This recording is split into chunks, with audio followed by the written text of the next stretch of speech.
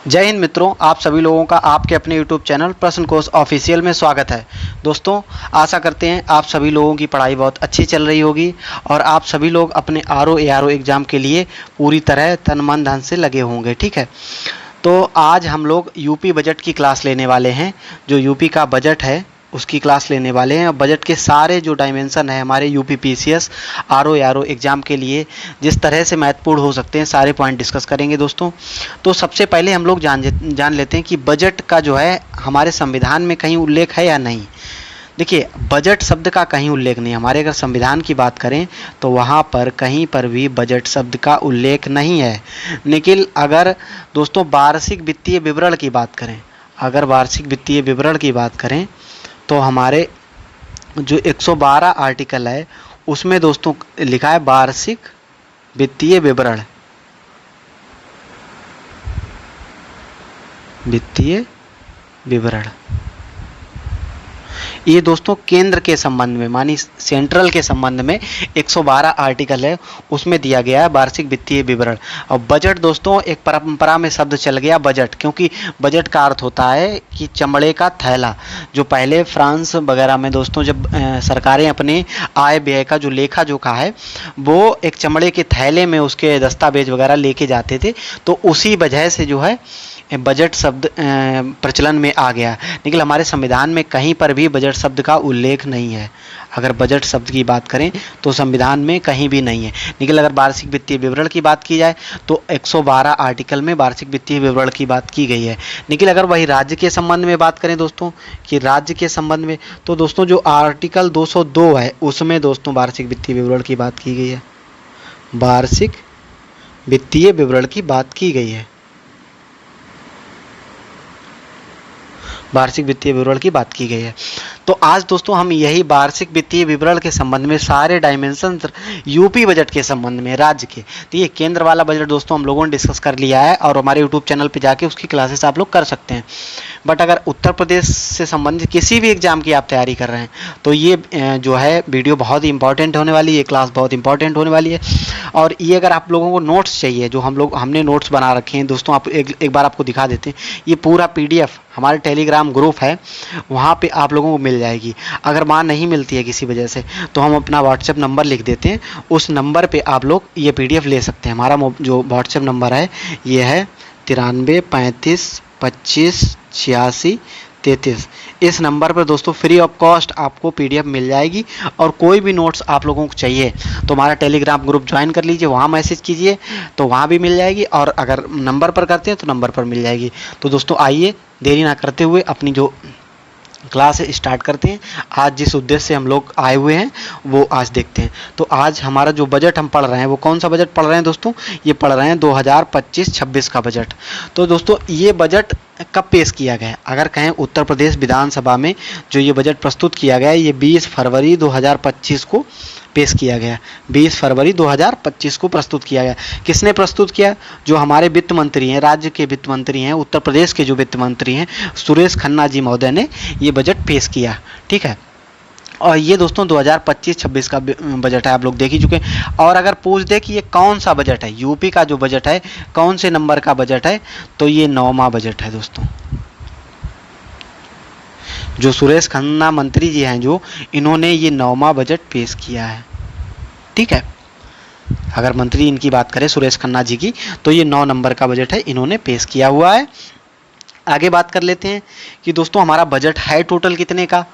देखिए सब लोग, आप लोग ध्यान रखिए कि हम लोग ये यूपी के संबंध में बात कर रहे हैं, यूपी का जो बजट है उसके संबंध में बात कर रहे हैं। आप लोग ध्यान रखिए, और बहुत ही इंपॉर्टेंट होने वाली, क्योंकि आरओ यारो के हर एक एग्जाम में यूपी बजट या आर्थिक सर्वेक्षण से एक ना एक क्वेश्चन आया हुआ है। तो आप लोगों के लिए ये क्लास इतनी इंपॉर्टेंट होने वाली है कि समझ लीजिए इसी क्लास से आपको 1 से 2 क्वेश्चन देखने को मिल जाएंगे वहाँ पे। ठीक है, तो हमारा बजट था कितने का दोस्तों? 8,08,736 करोड़ और 6 लाख रुपए था। हमारा टोटल बजट कितने का था? 8,08,736.6 करोड़ रुपए था। ठीक है, ये राशि बहुत इंपॉर्टेंट है, ध्यान रखिए। स्टेटमेंट में पूछ सकता है कि पिछला वाला बजट दे के पूछ सकता है कि पिछला वाला बजट 7 लाख के आसपास था, तो उसकी राशि दे के पूछ सकता है।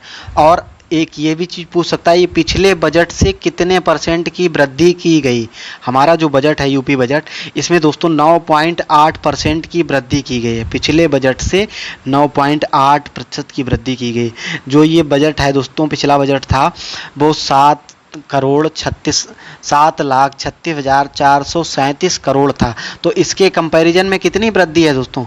9.8% की वृद्धि है। अगर 2025 का बजट, 25-26 का बजट और 2024-25 का बजट, तो इसमें दोस्तों कितने % की वृद्धि है? 9.8% की वृद्धि, 9.8% की वृद्धि की गई है। पिछला बजट भी ध्यान रखिएगा, क्योंकि स्टेटमेंट बना के पूछ सकता है। पिछला बजट हमारा कितने का था?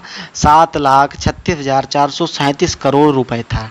ठीक है, आप लोग मोटा मोटा ध्यान रखिए, 7,36,000, तो उससे आप टिक कर जाएंगे, हैं सही ऑप्शन। और इसमें दोस्तों कितनी नई योजनाओं की वृद्धि करी गई है? तो ये 28,478.34 करोड़ रुपए की नई योजनाओं की वृद्धि की गई है। इसी वजह से ये बजट जो है 9.8% की वृद्धि हो गई है। ध्यान रखिए दोस्तों, ये बहुत ही इंपॉर्टेंट है पॉइंट। ये दोस्तों इतना इंपॉर्टेंट है, इसको रट जाइए। 9.8% की वृद्धि की गई है 2025-26 के बजट में। आगे देखते हैं। आगे दोस्तों हमारा है कि हमारी कुल प्राप्तियां कितनी हैं। कुल प्राप्तियां की देखिए, कुल हमारी जो प्राप्तियां हैं बजट में वो हैं 7,79,242.6 करोड़ रुपए। 7,79,242.6 करोड़ रुपए की वृद्धि है। ठीक है, इसमें दोस्तों कुल प्राप्तियां हैं, अगर बात करें जो हमारी कुल प्राप्तियां हैं, इसमें कुछ राजस्व प्राप्तियां हैं, कुछ पूंजीगत प्राप्तियां हैं। ठीक है, राजस्व प्राप्तियां कितनी है दोस्तों? 6,62,690.93 करोड़ रुपए राजस्व प्राप्तियां हैं। अब पूंजीगत प्राप्तियों की बात करें तो 1,16,551.72 करोड़ रुपए। मतलब राजस्व का मतलब है जो कर से आ रही हैं, निगम कर हो गया दोस्तों, और इनकम टैक्स हो गया, जो इसके बाद जीएसटी हो गया। तो ये दोस्तों जितने भी कर हो गए हैं, ठीक है, या जितना भी राजस्व है किसी मतलब कोई भी वो है जहाँ से हमें पैसा आता है। ठीक है, और ये पूंजीगत प्राप्तियों की मतलब है कि कोई प्रॉपर्टी सरकार ने बेची या कुछ भी उस प्रॉपर्टी से संबंधित अगर कुछ आ रहा है तो वो पूंजीगत प्राप्ति है। राजस्व प्राप्ति का मतलब है कर वगैरह से जो पैसा आ रहा, तो इतना कर वगैरह सारा कितना आ रहा? 6,62,690.93 करोड़ रुपए। और पूंजीगत प्राप्ति कितनी है? 1,16,551.72 करोड़ रुपए। तो अगर पूछ दे कि ये प्रतिशत में पूछ सकता है कि पूंजीगत प्राप्तियां बजट का लगभग कितने प्रतिशत हैं, तो 20.5 करोड़ रुपए। दोस्तों पूंजीगत टोटल बजट का अगर पूछ दे कितने प्रतिशत है, तो ये 20.5% है। बजट घाटा कितना है दोस्तों? ये बहुत इंपॉर्टेंट है, बजट घाटा भी पूछता है कि बजट घाटा कितना है? 29,493.41 करोड़ रुपए हमारे बजट का घाटा है। ठीक है, जितना सरकार के कर्जा या कहीं से लेना पड़ेगा तो वो घाटा है। अब बजट घाटा पूछता है, एक राजकोषीय घाटा पूछता है। तो राजकोषीय घाटा कितना है दोस्तों? वो है 91,399.8 करोड़ रुपए। ठीक है, अर्थात ये जीएसडीपी का कितने % है? जो हमारी राज्य की जीएसडीपी है, देखिए केंद्र के लेवल पे क्या जीडीपी होती है, केंद्र में क्या होता है? जीडीपी होती है, जीडीपी होती है। लेकिन अगर वहीं से राज्य की बात करें तो राज्य में जीएसडीपी होती है, जीएसडीपी। क्योंकि दोस्तों ग्रास स्टेट डोमेस्टिक प्रोडक्ट, इसका फुल फॉर्म क्या है दोस्तों? Grass state domestic product. GDP का जैसे हम लोग बोल देते हैं कि ग्रास डोमेस्टिक प्रोडक्ट, और जीएसडीपी का क्या हो जाता है दोस्तों कि ग्रास स्टेट डोमेस्टिक प्रोडक्ट राज्य के संबंध में। तो ये कितने % इसका है दोस्तों? 2.97%। ये प्रतिशत में बहुत इंपॉर्टेंट है, ध्यान रखिए। 2.97% जो है जीएसडीपी का राजकोषीय घाटा है। अब बजट की टैगलाइन बहुत इंपॉर्टेंट है दोस्तों कि बजट की टैगलाइन क्या है दोस्तों? बजट की जो टैगलाइन है बहुत इंपॉर्टेंट है, याद रखिएगा। वंचितों को वरीयता, बजट की टैगलाइन है वंचितों को वरीयता। बहुत इंपॉर्टेंट है, ध्यान रखिएगी। बजट की टैगलाइन क्या है? वंचितों को वरीयता, मतलब जो वंचित वर्ग हैं उनको वरीयता दी जानी चाहिए, इस बजट की ये टैगलाइन है। ठीक, क्या क्या है इसमें बजट में? तो गरीब है, किसान है, युवा है और महिलाओं को समर्पित है। ये बजट किनको किनको समर्पित है? कि गरीब, किसान, युवा और महिलाओं को समर्पित है।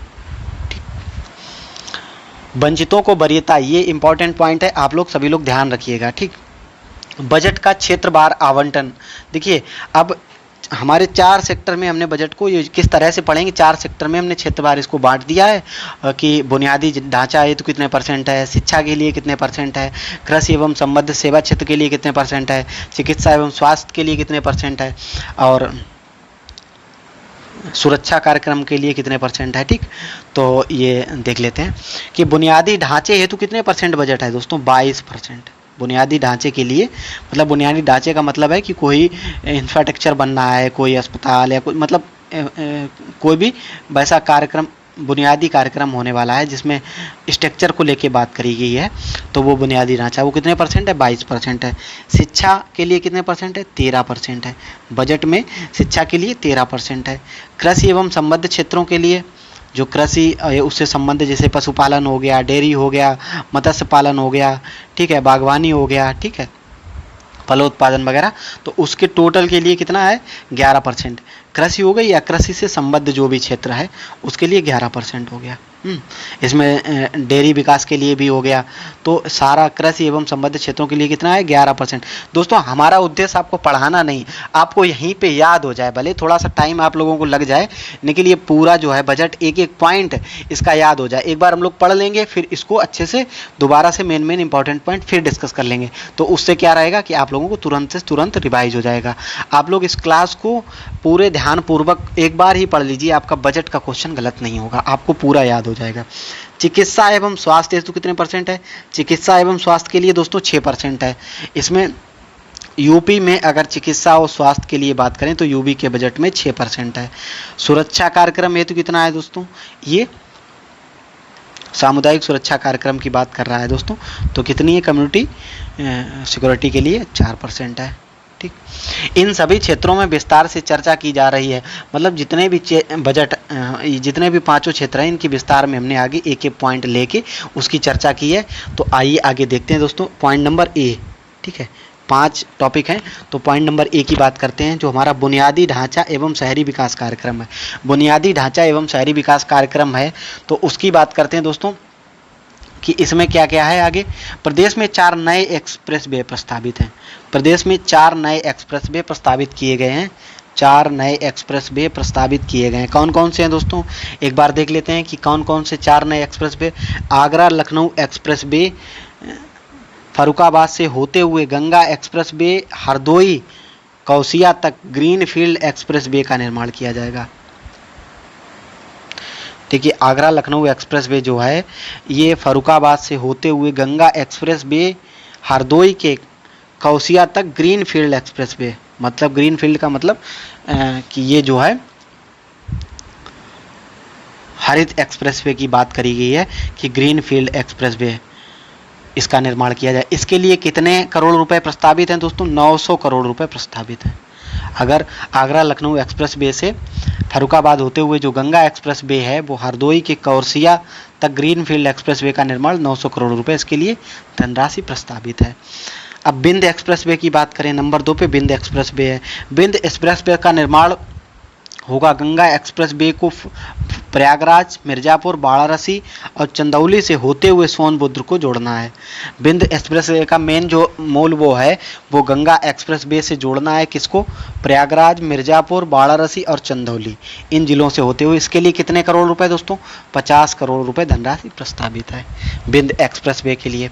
आगे देखते हैं, एक है गंगा एक्सप्रेसवे का विस्तारीकरण योजना, ये मेरठ को हरिद्वार से जोड़ना है, इसके लिए भी दोस्तों 50 करोड़ रुपए। अगला है बुंदेलखंड रीवा एक्सप्रेसवे, इसका निर्माण प्रस्तावित है, इसके लिए भी 50 करोड़ रुपए धनराशि। देखिए धनराशि इंपॉर्टेंट नहीं है, एक्सप्रेसवे ध्यान रखिए। जो गंगा एक्सप्रेसवे है वो हरदोई से कौसिया तक ग्रीनफील्ड एक्सप्रेसवे का निर्माण है, इसके लिए 900 करोड़ रुपए प्रस्तावित है। फिर बिंद एक्सप्रेसवे है, फिर गंगा एक्सप्रेसवे का विस्तारीकरण है, मेरठ को हरिद्वार से जोड़ना इसका उद्देश्य।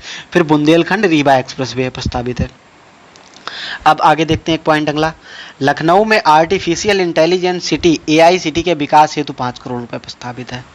ठीक, साइबर सुरक्षा में टेक्नोलॉजी ट्रांसलेशन रिसर्च पार्क प्रौद्योगिकी अनुवाद अनुसंधान की स्थापना 3 करोड़ रुपए प्रस्तावित है। ट्रांसलेशन के लिए जो है प्रौद्योगिकी अनुवाद अनुसंधान पार्क की स्थापना करी जा रही है। ठीक है, इसके लिए 5 करोड़ रुपए। जो एआईसीटी है उसके लिए 5 करोड़ रुपए, और जो दोस्तों प्रौद्योगिकी अनुवाद अनुसंधान पार्क है उसके लिए 3 करोड़ रुपए। अगला देखते हैं दोस्तों, राज्य में उत्तर दक्षिण कॉरिडोर के विकास हेतु सड़कों के चौड़ीकरण की योजना बनाई है। इसके लिए कितना, 200 करोड़ रुपए। ये बहुत इंपॉर्टेंट है दोस्तों। उत्तर प्रदेश दक्षिण कॉरिडोर का निर्माण किया जा रहा है, उत्तर प्रदेश दक्षिण कॉरिडोर का निर्माण किया जा रहा है। इसके लिए विकास हेतु सड़कों के चौड़ीकरण की योजना है। जो दक्षिण कॉरिडोर का इसका मेन मतलब वो है कि सड़कों के चौड़ा करना है सड़कों, उसके लिए कितना, 200 करोड़ रुपए प्रस्तावित है। राज्य सड़क निधि से सुरक्षा के रखरखाव के लिए 300 करोड़ रुपए। राज्य सड़क निधि में सुरक्षा के रखरखाव के लिए 300 करोड़ रुपए, निर्माण हेतु 2800 करोड़ रुपए की व्यवस्था की गई है। देखिए, सुरक्षा के लिए या मतलब सड़कों के रखरखाव के लिए 3000 करोड़ रुपए है, और वहीं अगर निर्माण हेतु बात करें तो 2800 करोड़ रुपए की व्यवस्था करी गई। प्रदेश में असफल 1750 नलकूपों के पुनर्निर्माण के लिए 200 करोड़ रुपए। जो नलकूप वगैरह फेल हो चुके हैं उनके दोबारा निर्माण के लिए जो है 200 करोड़ रुपए प्रस्तावित किए गए हैं। और इसमें कहा गया है जो डार्क जोन के असफल 569 नलकूपों के लिए 9 करोड़ रुपए प्रस्तावित है। अब आगे देखते हैं, मुख्यमंत्री लघु सिंचाई योजना बहुत इंपॉर्टेंट है दोस्तों, ये चर्चा में भी काफ़ी रही है। मुख्यमंत्री लघु सिंचाई योजना, इसमें क्या है दोस्तों, 1100 करोड़ रुपए। इसमें लघु सिंचाई में क्या है दोस्तों कि इसमें 3 प्रकार से बोरिंग होती है। शायद एक 100 फुट की बोरिंग होती है, एक 200 फुट, एक 300 फुट। तो जो दोस्तों 200 फुट बोरिंग होती है इसके लिए 45,000 सब्सिडी सरकार जो है लेती, 45,000 रुपए में मात्र आपका जो है 200 फीट बोरिंग करके पानी निकाल के देगी। ठीक है, और एक 300 फीट बोरिंग होती है, उसमें दोस्तों क्या होता है किसानों के लिए 300 फीट में, इसमें दोस्तों 90,000 रुपए जमा करवाती सरकार DD1 और क्या नाम आपको 300 फीट बोरिंग करके देती। उसी के लिए दोस्तों जो एक्स्ट्रा धनराशि लगती है हमारी, जब मान लो हमने 200 फीट की बोरिंग करवाई किसी किसान ने, तो 45,000 रुपये में थोड़ी ना 200 फीट बोरिंग हो जाएगी।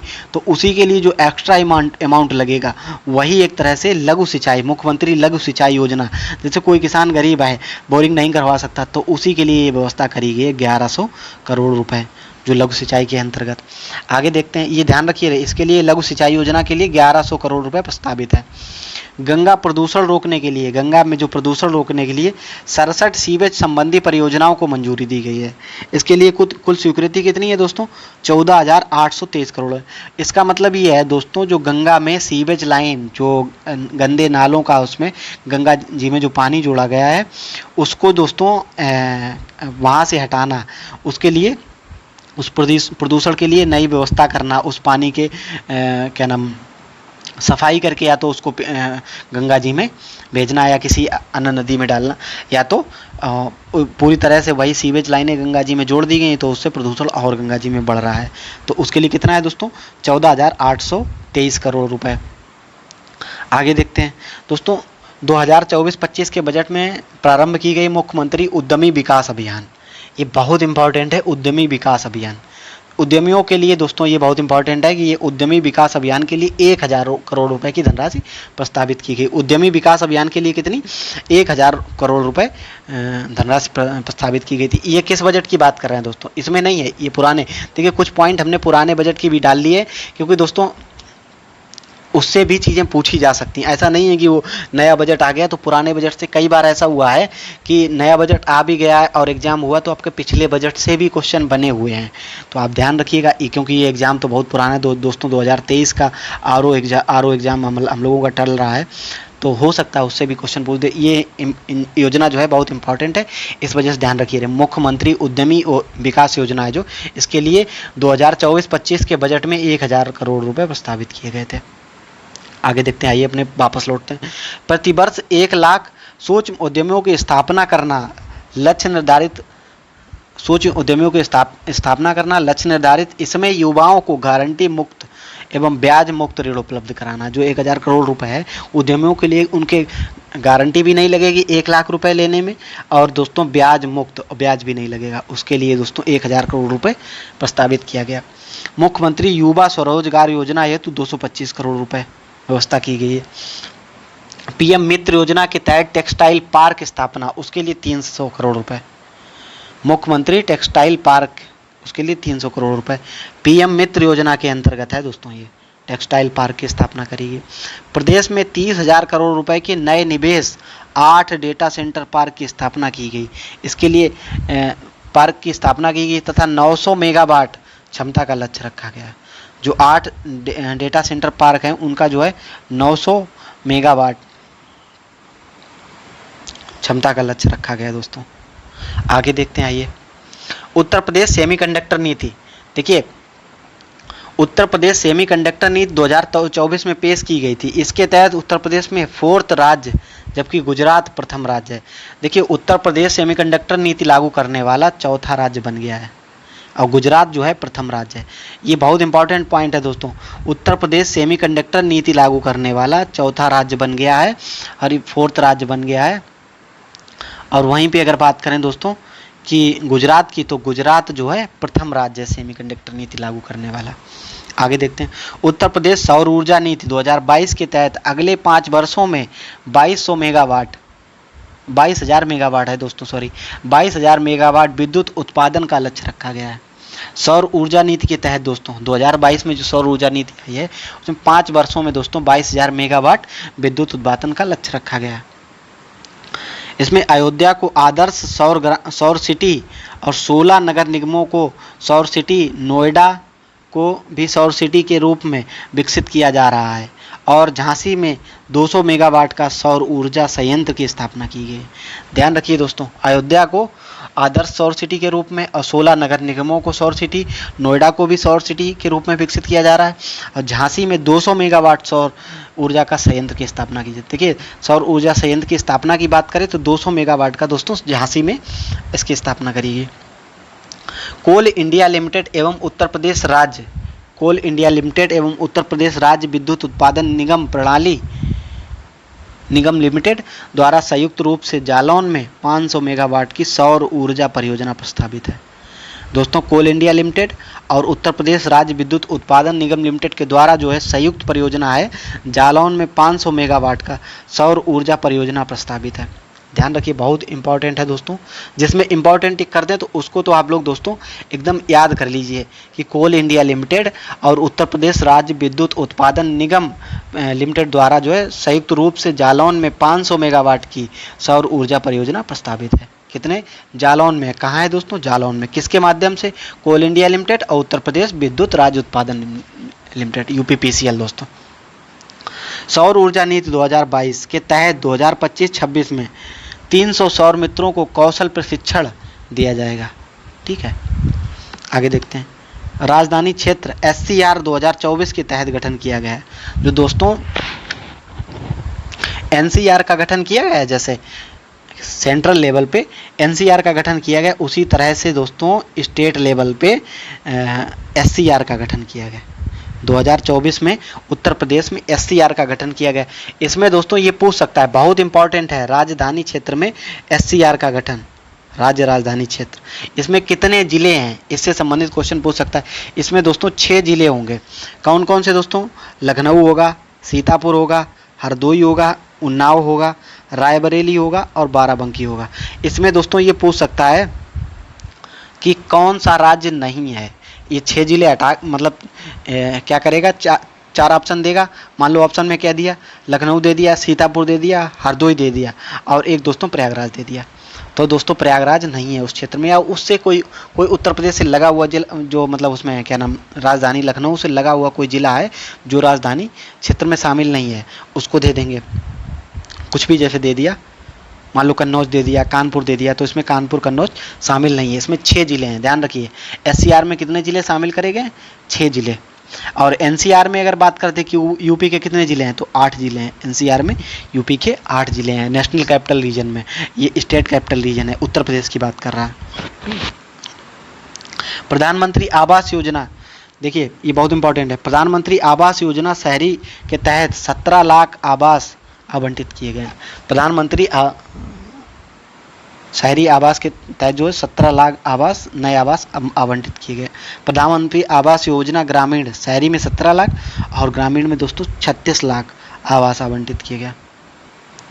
अमृत योजना, अमृत योजना 2.0, अमृत योजना 2.0 के तहत 39 लाख पेयजल कनेक्शन प्रदान किए गए। देखिए जो पेयजल कनेक्शन है 39 लाख अमृत 2.0 के तहत। अगला पॉइंट देखते हैं, शहरी बाढ़ एवं वर्षा जल निकासी योजना प्रारंभ की गई, जिसके तहत दोस्तों 1000 करोड़ रुपए प्रस्तावित किए गए हैं। आगे देखते हैं, उत्तर प्रदेश के मुख्यमंत्री हरित सड़क अधोसंरचना विकास योजना शहरी के तहत 800 करोड़ रुपए प्रस्तावित हैं। जीरो पावर्टी उत्तर प्रदेश अभियान हेतु 250 करोड़ रुपए प्रस्तावित हैं। गरीबी के लिए अगर बात करें, जीरो पावर्टी के लिए दोस्तों 250 करोड़। मनरेगा के तहत वित्तीय वर्ष 2025-26 में 34 करोड़ मानव सृजन का लक्ष्य रखा गया। इसमें दोस्तों कितना 5372 करोड़ रुपए प्रस्तावित है। स्वच्छ भारत अभियान के लिए 245 करोड़ रुपए आवंटित है।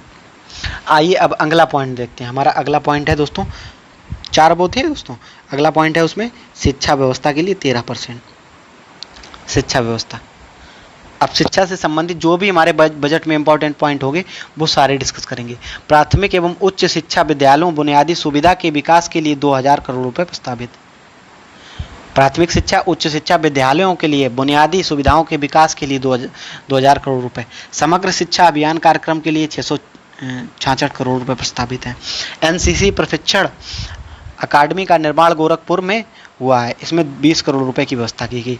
एनसीसी प्रशिक्षण अकादमी की बात करी जाए अगर, तो ये गोरखपुर में निर्माण हुआ है, ध्यान रखिएगा। एनसीसी प्रशिक्षण अकादमी का निर्माण कहाँ हुआ, गोरखपुर में हुआ। पीएम उच्चतर शिक्षा अभियान योजना के संचालन हेतु 600 करोड़ रुपए की व्यवस्था की गई है। उच्चतर शिक्षा के लिए 600 करोड़ रुपए की व्यवस्था की गई। मुख्यमंत्री प्रशिक्षु प्रोत्साहन योजना के लिए 100 करोड़ रुपए आवंटित किए गए। मुख्यमंत्री प्रशिक्षु प्रोत्साहन योजना के लिए 100 करोड़ रुपए आवंटित किए गए। रानी लक्ष्मीबाई स्कूटी योजना बहुत इंपॉर्टेंट है, ध्यान रखिए, जिसको इंपॉर्टेंट बोल दें समझ लीजिए आप सभी लोगों के लिए बहुत इंपॉर्टेंट होने वाली है। रानी लक्ष्मीबाई स्कूटी के योजना के तहत कॉलेजों में मेधावी छात्राओं को, कॉलेजों में जो मेधावी छात्राएं हैं उनके लिए दोस्तों स्कूटी उन्हें प्रदान की जाएगी। अगर वो उसमें टॉप करेंगी कॉलेज में तो रानी लक्ष्मीबाई स्कूटी योजना के तहत उनको जो दोस्तों एक स्कूटी प्रदान की जाएगी। तो ये योजना का नाम है रानी लक्ष्मीबाई स्कूटी योजना। माँ विंध्यवासिनी राज्य विद्यालय की स्थापना मिर्जापुर में की जा रही है। एक दोस्तों राज्य विश्वविद्यालय की स्थापना की जा रही है। माँ विंध्यवासिनी राज्य विश्वविद्यालय की स्थापना कहाँ करी जा रही है, मिर्जापुर। पूछा जा सकता है दोस्तों कि एक नए विश्वविद्यालय की स्थापना किस राज्य में की जा रही है, तो दोस्तों माँ विंध्यवासिनी राज्य विश्वविद्यालय का निर्माण दोस्तों मिर्जापुर में किया जा रहा है। 68वीं राष्ट्रीय स्कूल खेल प्रतियोगिता, 68वीं राष्ट्रीय स्कूल खेल प्रतियोगिता में 25 स्वर्ण, 24 रजत, 50 कांस्य सहित कुल 99 पदक उत्तर प्रदेश ने प्राप्त किए हैं। ठीक है, अगला देखते हैं। आगरा में साइंस सिटी की स्थापना की जा रही, बहुत इंपॉर्टेंट है। आगरा में साइंस सिटी की स्थापना की जा रही है और नक्षत्रशाला की भी स्थापना की जा रही है। इसके लिए दोस्तों 5 करोड़ रुपए प्रस्तावित है। नक्षत्रशाला के लिए 5 करोड़ रुपए प्रस्तावित है। ये हमारा शिक्षा हो गया। अब अगला देखते हैं। अगला दोस्तों हमारा है कृषि। थर्ड पॉइंट है हमारा कृषि एवं संबद्ध क्षेत्र। कृषि एवं संबद्ध आप समझते होंगे, पशुपालन हो गया, पशुपालन हो गया, कृषि हो गया, इसके बाद मत्स्य पालन हो गया, फलोत्पादन वगैरह हो गया। तो ये सारे जो भी कृषि से संबंधित है सारे क्षेत्रों के लिए ये मुख्य बातें दी गई हैं, उनको देख लेते हैं। दलहन एवं तिलहन फसलों के उत्पादन वृद्धि हेतु निःशुल्क मिनी किट वितरित कार्यक्रम संचालित किया जा रहा है। निःशुल्क मिनी किट वितरित कार्यक्रम उत्तर प्रदेश बीज स्वावलंबन नीति 2024 में लागू की गई। बीज स्वावलंबन नीति जो है 2024 में लागू की गई। बीज पार्क विकास परियोजना संचालित की जा रही है। इसके लिए दोस्तों 251 करोड़ रुपए प्रस्तावित है। विश्व बैंक सहायता प्राप्त यूपी एग्रीज परियोजना हेतु 200 करोड़ रुपए की व्यवस्था की गई। विश्व बैंक से सहायता प्राप्त कौन सी योजना चल रही है दोस्तों? यूपी एग्रीज परियोजना। ध्यान रखिए, बहुत इंपॉर्टेंट है। जो विश्व बैंक से, मतलब एक समझ लीजिए कि वर्ल्ड बैंक से सहायता प्राप्त अगर कोई परियोजना चल रही है तो वो बहुत इंपॉर्टेंट ही होगी। तो यूपी एग्रीज परियोजना, इसके लिए 200 करोड़ रुपए प्रस्तावित है। आगे देखते हैं, कुशीनगर में महात्मा गांधी कृषि प्रौद्योगिकी विश्वविद्यालय की स्थापना की जा रही है। इसके लिए 1000 करोड़ रुपए। देखिए, कृषि विश्वविद्यालय है, वो क्या था? राज्य विश्वविद्यालय था। ये स्पेशल कृषि के लिए है। कहाँ स्थापित हो रहा है? कुशीनगर में। महात्मा बुद्ध के नाम पे हो रहा है। महात्मा बुद्ध कृषि प्रौद्योगिकी विश्वविद्यालय की स्थापना कहाँ की जा रही है? कुशीनगर में। इसके लिए दोस्तों 100 करोड़ रुपए प्रस्तावित है। पर ड्रॉप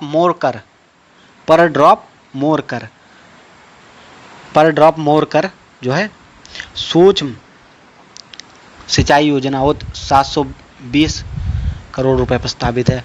पर ड्रॉप मोर क्रॉप होना चाहिए, गलत लिख गया है दोस्तों। पर ड्रॉप मोर क्रॉप, ये क्या है दोस्तों? ये सूक्ष्म सिंचाई से संबंधित है। जो स्प्रिंकलर सिंचाई या ड्रिप सिंचाई है उससे संबंधित 720 करोड़ रुपए जो नई योजना है, सूक्ष्म सिंचाई की योजनाएं आएंगी, उसके लिए 720 करोड़ रुपए प्रस्तावित है। पर ड्रॉप मोर क्रॉप, ये भी पूछ सकता है कि किस राज्य की परियोजना है। तो ये दोस्तों पर ड्रॉप मोर क्रॉप जो है उत्तर प्रदेश की परियोजना है। पर ड्रॉप मोर क्रॉप किस राज्य की योजना है? उत्तर प्रदेश की। राष्ट्रीय बागवानी मिशन, इसके लिए 650 करोड़ रुपए। राष्ट्रीय बागवानी मिशन के लिए 650 करोड़ रुपए, बहुत इंपॉर्टेंट है। राष्ट्रीय बागवानी मिशन के लिए दोस्तों 650 करोड़ रुपए प्रस्तावित है। आवारा गायों के भरण पोषण के लिए दोस्तों, जो गौशाला वगैरह नहीं है यूपी में, जो गायें हमारी रोड पे सड़कों पे घूमती रहती थी, उनके लिए गौशाला की जो व्यवस्था की गई है, उसके लिए 200 करोड़ रुपए की परियोजना है। उनके भरण पोषण के लिए 200 करोड़ रुपए। दोस्तों, सरकार तो योजना चला रही है, लेकिन ये बैकग्राउंड नीचे लेवल पे दोस्तों काम नहीं हो रहा है।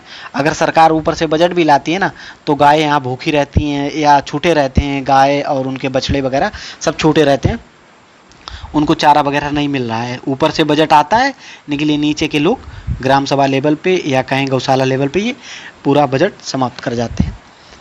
योजनाएं तो सरकार बहुत सारी चला ली है, लेकिन बैकग्राउंड लेवल पे बहुत कम ही योजनाएं हैं जो हमारे देश में लागू हो पा रही हैं।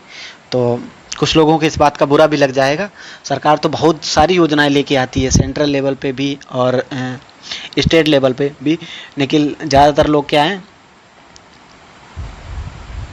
उसका फ़ायदा उठाते हैं। जैसे यही है, अगर गायों के भरण पोषण के लिए दोस्तों 200 करोड़ रुपए बजट आ रहा, आराम से वो गाय चारा खा सकती हैं एक साल, लेकिन नहीं, जो नीचे लेवल पे लोग हैं वो उनका खा जाते हैं पूरी तरह से, और गायों में फिर दूध भी हो रहा, सब चीज़ें हो रही हैं, तो हो सकता है। आगे देखते हैं, मिर्ज़ापुर में त्रिभुजाकार क्षेत्र में माँ विंध्यवासिनी मंदिर, माँ अष्टभुजा मंदिर, माँ काली खो मंदिर परिक्रमा पथ का विकास भूमि अधिग्रहण, ये दोस्तों 100 करोड़ रुपए इसके लिए प्रस्तावित है। बांके बिहारी जी महाराज मंदिर, मथुरा वृंदावन कॉरिडोर का निर्माण हेतु 100 करोड़ रुपए। जैसे दोस्तों वाराणसी में बना बनारस कॉरिडोर वगैरह बना, उसी तरह से मथुरा वृंदावन कॉरिडोर दोस्तों बन रहा है, उसके लिए 100 करोड़ रुपए प्रस्तावित किया गया, बनेगा। मेरठ में खेल विश्वविद्यालय की स्थापना, मेरठ में खेल विश्वविद्यालय के लिए 223 करोड़ रुपए, ये काफ़ी अच्छा दोस्तों है। खेल के लिए एकेडमी वगैरह बननी चाहिए, विश्वविद्यालय बनने चाहिए। आगे देखते हैं, वाराणसी में पीपीटी मॉडल पर अंतर्राष्ट्रीय क्रिकेट स्टेडियम का निर्माण किया जा रहा है। आगे देखते हैं, पहली बार भारत सरकार के सहयोग से एक जनपद एक खेल योजना के तहत 72 जनपदों में खेलो इंडिया केंद्रों का संचालन किया जा रहा है। दोस्तों जिले 75 हैं और 72 में किया जा रहा है, और 3 को में ले लेते तो क्या दिक्कत हो जाती। पहली बार भारत सरकार के सहयोग से एक जनपद एक खेल कार्यक्रम जो है 72 जनपदों में खेलो इंडिया केंद्रों के संचालन किया जा रहा है। आगे देखते हैं कुछ इंपॉर्टेंट चीज़ें बजट के कुछ महत्वपूर्ण तथ्य।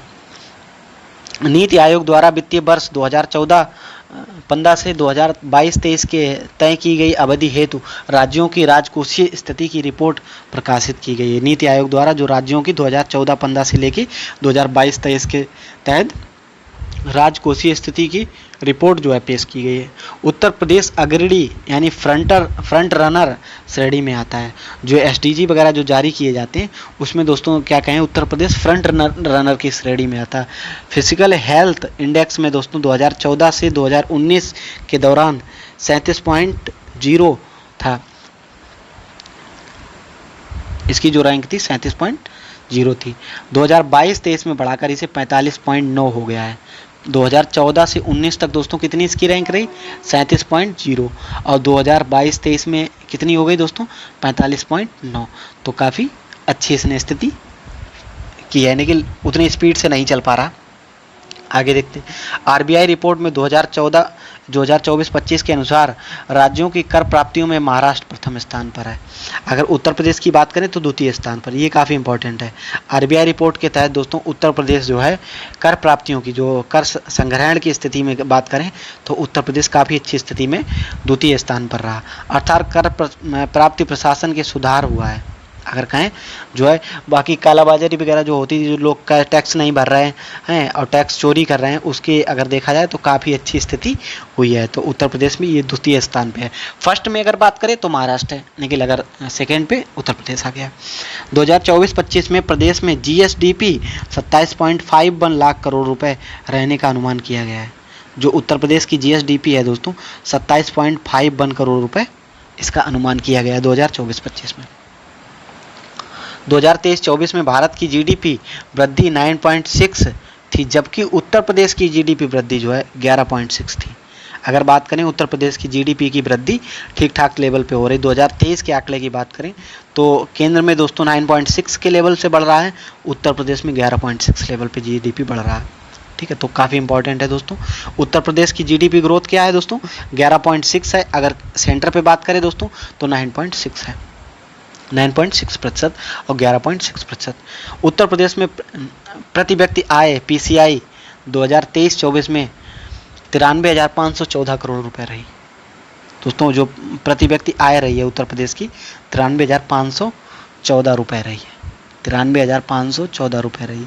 अगर प्रति व्यक्ति आय की बात करें दोस्तों, पीसीआई प्रति व्यक्ति आय, तो 93,514 रुपए रही है। जनपद मुख्यालय 58 नगर निकायों को आदर्श स्मार्ट निकाय के रूप में विकसित किया जा रहा है। प्रति नगर निकाय हेतु 2.50 करोड़ रुपए है। 2 अक्टूबर 2024 को जीरो पॉवर्टी अभियान का प्रारंभ किया गया। हाँ दोस्तों, ये डेट काफ़ी इंपॉर्टेंट है, पूछ सकता है। 2 अक्टूबर को, यानी 2 अक्टूबर को दोस्तों जो महात्मा गांधी जी और लाल बहादुर शास्त्री जी का जो जन्म होता है, उसी दिन ये योजना स्टार्ट करी गई, अभियान स्टार्ट किया, जीरो पॉवर्टी अभियान। ठीक है, गरीबी से संबंधित है जीरो पॉवर्टी अभियान, शून्य गरीबी अभियान का प्रारंभ कब किया गया, 2 अक्टूबर 2024 को। अगला देखते हैं दोस्तों, हमारा 4 पॉइंट थे तो डी नंबर हम आ गए अगले पॉइंट पे। तो अगला पॉइंट हमारा है चिकित्सा एवं स्वास्थ्य क्षेत्रों के लिए 6%। चिकित्सा एवं स्वास्थ्य क्षेत्रों के लिए 6। ये स्वास्थ्य संबंधी जितनी भी परियोजनाएं, जितने भी इंफ्रास्ट्रक्चर, जो भी चीज़ें हो रही होंगी स्वास्थ्य संबंधी, तो इस खंड में हम लोग देखेंगे। आयुष्मान भारत प्रधानमंत्री जन आरोग्य योजना के तहत 513 करोड़ रुपए आयुष्मान कार्ड उत्तर प्रदेश में बने हैं। अगर उत्तर प्रदेश की बात करें, आयुष्मान भारत प्रधानमंत्री जन आरोग्य योजना के तहत 5.13 करोड़ रुपए के लोगों के 5.13 करोड़ आयुष्मान कार्ड बने हैं। यूपी प्रथम स्थान पर रहा। अगर इंडिया में आयुष्मान कार्डों की संख्या के लेवल पे बात करी जाए तो ये यूपी प्रथम स्थान पर रहा है। महायोगी गुरु गोरखनाथ आयुष विश्वविद्यालय गोरखपुर में, देखिए एक विश्वविद्यालय जो है आयुष विश्वविद्यालय की स्थापना की जा रही है। ये कहाँ हो रही है, ये गोरखपुर में हो रही है। किसके नाम पे, महायोगी गुरु गोरख के नाम पर हो रही है। राजकीय आयुर्वेद महाविद्यालय का निर्माण अयोध्या में किया जा रहा है। आयुर्वेद की बात करें तो दोस्तों अयोध्या में ये आयुर्वेद महाविद्यालय की स्थापना की जा रही है। राजकीय होम्योपैथिक मेडिकल कॉलेज की स्थापना वाराणसी में की जा रही है। राजकीय होम्योपैथिक, देखिए सारी ध्यान रखिए। अगर आयुष विश्वविद्यालय की बात करें तो गोरखपुर में है, आयुर्वेदिक महाविद्यालय की बात करें तो अयोध्या में, होम्योपैथिक मेडिकल कॉलेज की बात करें तो वाराणसी में है। बलिया एवं बलरामपुर में दोस्तों स्वशासी राज्य चिकित्सा महाविद्यालय की स्थापना हेतु क्रमशः 27 करोड़ रुपए और 25 करोड़ रुपए प्रस्तावित हैं। बलिया में 27 करोड़ रुपए और बलरामपुर में 25 करोड़ रुपए दोनों जिलों के लिए स्वशासी राज्य चिकित्सा महाविद्यालय की स्थापना के लिए। आगे देखते हैं ई नंबर। दोस्तों जो हमारा अगला पॉइंट है वो दोस्तों है ई नंबर सामाजिक सुरक्षा कार्यक्रम।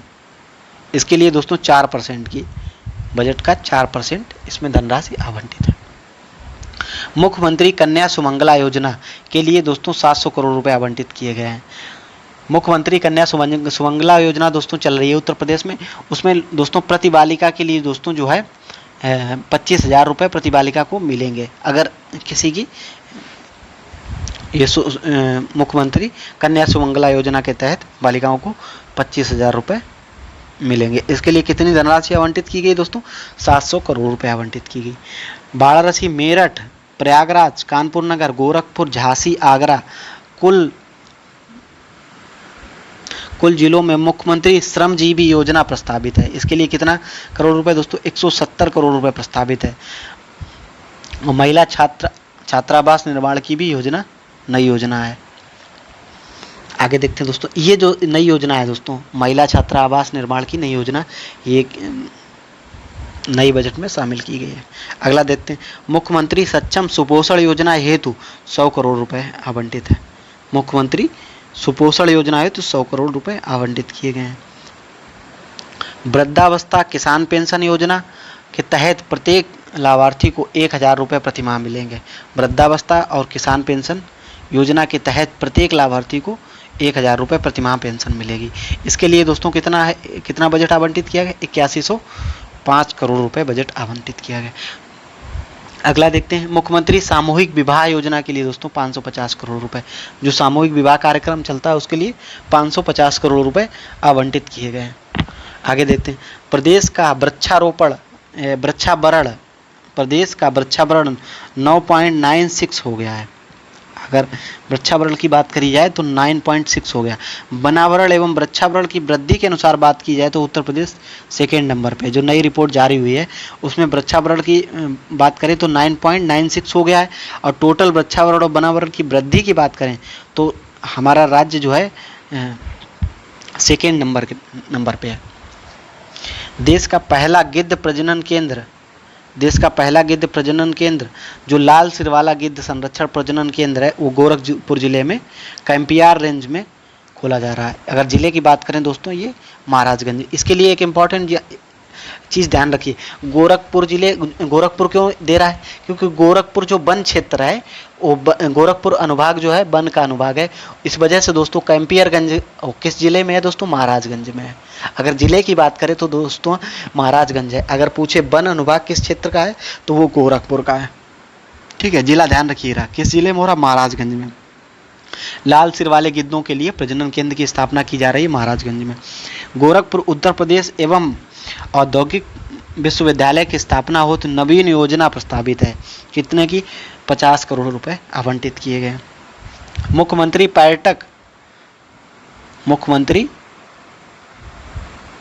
पर्यटक स्थल विकास योजना 400 करोड़ रुपए आवंटित है।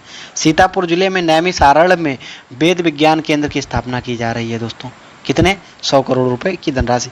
आप लोग नैमिषारण्य सभी लोग जानते होंगे, काफ़ी मतलब ऐतिहासिक स्थल है या आप कहें पौराणिक स्थल है। तो वो नैमिषारण्य सीतापुर जिले में एक जगह है, तो वहाँ पे वेद विज्ञान केंद्र की स्थापना की जा रही है, तो उसके लिए 100 करोड़ रुपए आवंटित हैं। प्रधानमंत्री किसान सम्मान निधि योजना में 6,000 करोड़ रुपए। प्रधानमंत्री किसान सम्मान निधि योजना के तहत 3 करोड़ कृषकों को 79,500 करोड़ रुपए डीबीटी से भेजा जाएगा। इस योजना में कितना दोस्तों? 6,000 रुपये मिलता है 3 बार में। मतलब जो है एक किस्त 2,000 रुपये की आती है और 3 किस्तें आती हैं, तो 3 किस्तों में ये 6,000 रुपये मिलता है किसानों को। इसके लिए 79,500 करोड़ रुपए, क्योंकि इसमें केंद्र और राज्य दोनों का जो है वो होता है, इसी वजह से यूपी का जो है 79,500 करोड़ रुपए है। इसमें 3 करोड़ किसानों को, जो यूपी में 3 करोड़ टोटल किसान है, उनको ये 79,500 करोड़ रुपए डीबीटी से भेजा जाएगा। मुख्यमंत्री कृषक दुर्घटना कल्याण योजना 19 सितंबर 2019 से लागू होगी। औसत गन्ना उत्पादन 72 टन प्रति हेक्टेयर से बढ़कर 85 टन प्रति हेक्टेयर हो गया है। हाँ, ये ध्यान रखिए, जो गन्ना उत्पादन में काफ़ी वृद्धि हुई, पहले 72 टन था, अब दोस्तों कितनी हो गई है, 85 टन प्रति हेक्टेयर हो गया है। आगे देखते हैं, लखपति महिला योजना। लखपति महिला योजना के तहत 31 लाख से अधिक दीदियों को चिन्हांकन हुआ। 2 लाख से अधिक महिला लखपति श्रेणी में आ चुकी हैं। आगे देखते हैं, प्रधानमंत्री उज्ज्वला योजना के तहत 1.86 करोड़ लाभार्थी वर्तमान में 2 निःशुल्क सिलेंडर वितरित किए जा रहे हैं। केंद्र द्वारा 1 मई 2016 को यूपी के बलिया से योजना शुरुआत की गई। दोस्तों, प्रधानमंत्री उज्ज्वला योजना 1 मई 2016 को यूपी के बलिया जिले से यह योजना प्रधानमंत्री उज्ज्वला योजना प्रारंभ की गई है। अगला पॉइंट देखते हैं, मनरेगा के वित्तीय वर्ष 2024-25 में महिलाओं की सहभागिता के लिए 42% है। महिलाओं की सहभागिता इसमें कितनी कर दी गई, 42% मनरेगा में दोस्तों। और मानव दिवस सृजन करने में यूपी में प्रथम है, यूपी में प्रथम है दोस्तों। ठीक है, आगे देखते हैं, लगभग 96 लाख MSME की संख्या तथा 1.6 करोड़ रुपए रोजगार उपलब्धता यूपी में। आगे देखते हैं, उद्यम पोर्टल रिपोर्ट जनवरी 2025 के तहत यूपी के अकॉर्डिंग देखेंगे तो यूपी देश में MSME की संख्या में 9% योगदान के साथ 3rd स्थान पर पहुंच गया है। अगर उद्यम पोर्टल की बात करें तो 3rd नंबर पे है दोस्तों, 9% का योगदान यूपी कर रहा है पूरे ऑल ओवर में। अगर बात करें, प्रधानमंत्री जनधन योजना के तहत 9.57 करोड़ खाते खोले गए। जनधन योजना के तहत यूपी फर्स्ट नंबर पे है। PM सुरक्षा बीमा योजना के तहत 6.52 करोड़ रुपए नामांकन के साथ उत्तर प्रदेश प्रथम स्थान पर है। प्रधानमंत्री सुरक्षा बीमा, प्रधानमंत्री जनधन योजना, ये प्रथम की बात हो रही। PM जीवन ज्योति योजना, इसमें 2.28 नामांकन के साथ प्रथम स्थान पर यूपी है। ठीक है, आगे देखते हैं, जल जीवन मिशन के अंतर्गत प्रदेश में 2.67 करोड़ ग्रामीण परिवारों को नल से जल प्रदान करने का लक्ष्य, जिसमें 2.34 करोड़ घरों में उपलब्ध हो चुका है। लक्ष्य कितना है, 2.67, और कितने घरों में प्राप्त हो चुका, 2.34। अगला देखते हैं, उत्तर प्रदेश में बाघों की संख्या 2018 में 173 थी। उत्तर प्रदेश में अगर बाघों की संख्या बात करें तो 2018 में 173 थी, और इससे बढ़कर 2022 में 205 हो गई। बाघों की संख्या में काफ़ी वो हुई है वृद्धि दोस्तों। पीलीभीत टाइगर रिजर्व को दोगुनी करने का TX2 पुरस्कार भी मिल चुका है। अगर उत्तर प्रदेश के पीलीभीत टाइगर रिजर्व की बात करें तो इसको दोस्तों संख्या दोगुनी करने के संबंध में TX2 अवार्ड भी मिल चुका है। धरती आबा जनजाति ग्राम उत्कर्ष अभियान शुभारंभ PM मोदी द्वारा प्रारंभ किया गया दोस्तों। तो ये हमारी कुछ बजट की महत्वपूर्ण बातें थी दोस्तों। तो सारे पॉइंट आप लोग एक बार याद रखिएगा। एक बार और जो इम्पोर्टेंट चीज़ें हैं देख लेते हैं। एक बार दोस्तों बजट ध्यान रखिए कितना है, कितने % की वृद्धि की गई है, कुल प्राप्तियां कितनी हैं, राजस्व प्राप्तियां कितनी हैं। ठीक है, पूंजीगत कुल बजट में कितना लगभग है दोस्तों, 20.5%। बजट घाटा इतना है दोस्तों, 29,493 करोड़। राजकोषीय घाटे की बात करें तो प्रतिशत में याद रखिए GDP का कितना है दोस्तों, 2.97%। और अगर टैगलाइन की बात करें दोस्तों, वंचितों को वरीयता ध्यान रखिएगा। और क्षेत्रवार बजट के प्रतिशत की बात करें तो बुनियादी ढांचे के लिए 22%, शिक्षा के लिए 13%, कृषि के लिए 11%, चिकित्सा के लिए 6%, और दोस्तों सामुदायिक सुरक्षा के लिए जो है 4%। तो ये सारे जो है इम्पोर्टेंट पॉइंट हैं। तो आशा करते हैं आप सभी लोगों को ये बजट की क्लास काफ़ी अच्छी लगी होगी, और जिन लोगों को ये क्लास अच्छी लगी है वो लाइक कर दें और अपने दोस्तों के साथ शेयर कर लें, और एक बार क्लास फिर से रिवीजन कर लें ताकि आप लोगों का जो है सारे डाउट क्लियर हो जाएं। थैंक यू दोस्तों, धन्यवाद। आप लोग आते रहिए और क्लास टाइम से करते रहिए। हमारा उद्देश्य है कि जो UP PCS और RO के बच्चे हैं उनके लिए पूरा अपना सहयोग दे सकें।